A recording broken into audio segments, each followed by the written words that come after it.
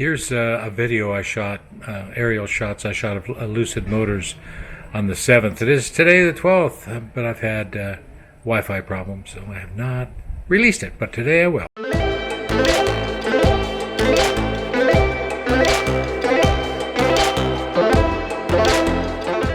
Hi, I'm outside Lucid Motors, and again, it's a repeat of what happened the last time I was here, which was, I think I shot a video in April.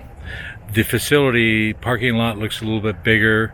They have J1772, probably about 20 chargers in the parking lot for electric vehicles.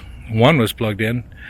There's activity there, but there are no cars outside of the facility whatsoever.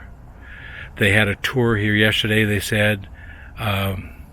I have to check their website, but they don't allow aerials to fly over their facility, even though it's a publicly held company. That surprises me. But anyway, nothing has changed since the last time I've seen there, except maybe a little expansion in the parking lot.